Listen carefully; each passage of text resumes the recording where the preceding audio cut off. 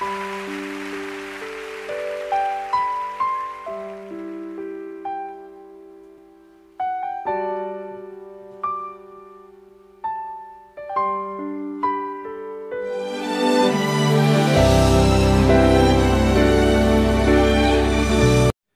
saudaraku yang dikasihi oleh Tuhan. Kita akan belajar firman Tuhan tentang hidup di dalam Kristus. Kebenaran firman Tuhan diambil dari Kolose pasal 2 ayat 6. Demikian bunyi firman Tuhan. Kamu telah menerima Kristus Yesus, Tuhan kita. Karena itu hendaklah hidupmu tetap di dalam Dia. Hendaklah hidupmu tetap di dalam Dia. Ini adalah suatu pembahasan yang sangat penting sekali, bahwa di dalam hidup kita harus tetap setia di dalam Kristus. Saudara yang dikasihi oleh Tuhan, di dalam nats yang telah kita baca tadi, bagaimana Paulus telah menulis surat kepada jemaat di Kolose, bahwa surat Paulus ini ditujukan kepada orang-orang kudus yang berada di Kolose, orang-orang kudus, orang-orang yang percaya kepada Kristus.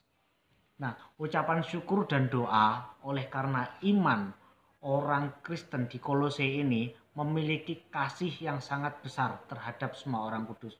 Jadi kasih yang dimiliki orang-orang di Kolose itu terdengar oleh Paulus, karena mereka memiliki iman yang sangat luar biasa, memiliki iman dan juga memiliki kasih. Ini sangat luar biasa sekali ya. Suatu masalah jika orang memiliki iman tetapi tidak memiliki kasih, atau sebaliknya, orang yang memiliki kasih yang sangat besar tetapi iman dia tidak miliki, juga sama saja, sama-sama kosong. Tetapi yang sangat luar biasa, dan menurut saya ini yang harus kita miliki bersama, karena antara iman dan kasih ini harus berjalan seiringan. Nah, inilah yang sangat luar biasa. Kenapa? Karena orang-orang Kolose ini meresponi sebagai orang-orang yang telah percaya kepada Kristus, maka dia memiliki kasih terhadap sesamanya, orang-orang kudus. Nah, saudara-saudari yang dikasihi oleh Tuhan, bahwa pesan dan nasihat Paulus supaya orang Kristen di Kolose untuk tetap setia di dalam Kristus. Nah, saya memiliki poin yang sangat penting, bahwa hiduplah terus di dalam Kristus. Kita menyerahkan segala persoalan yang kita hadapi di dalam kehidupan ini, kita sama-sama menyerahkan kepada Kristus. Bukan berarti ketika kita sudah menyerahkan kepada Kristus, kita langsung santai-santai begitu, lipat tangan, tumpang dagu dan lain sebagainya. Tetapi kita juga tetap berjuang, bahwa di dalam Kristus kita setiap hari akan terus menghadapi persoalan.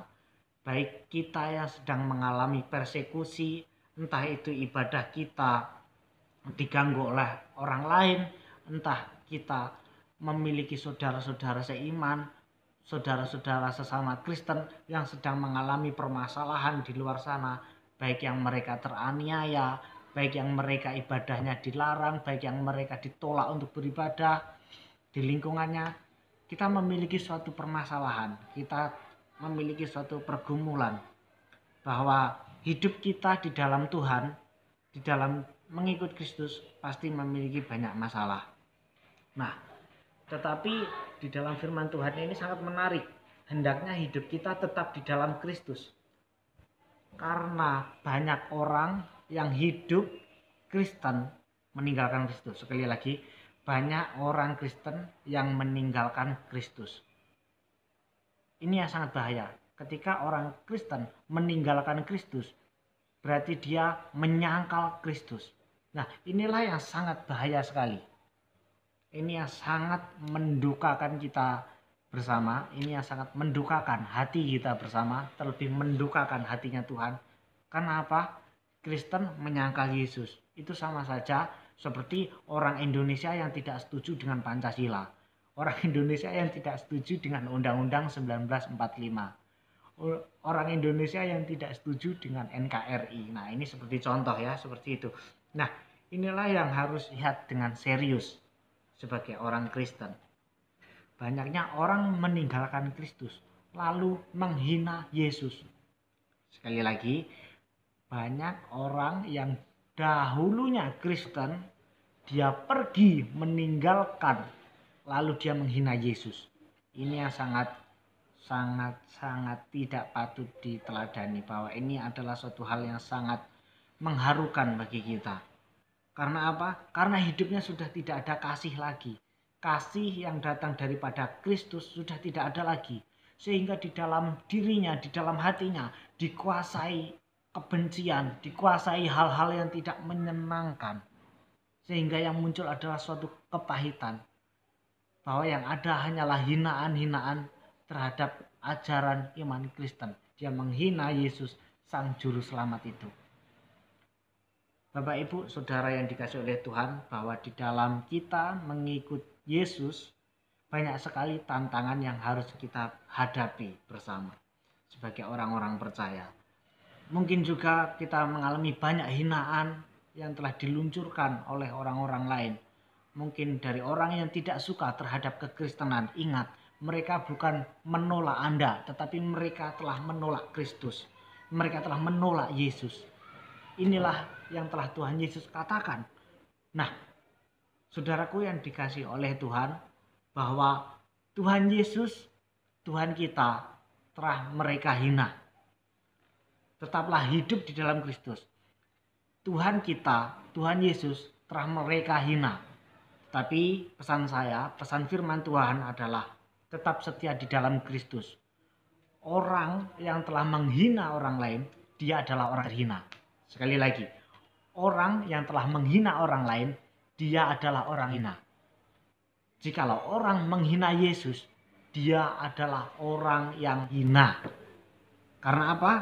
Karena ingat, saya pesan sekali lagi kepada orang-orang Kristen dimanapun Anda berada, kepada orang-orang percaya dimanapun Anda berada.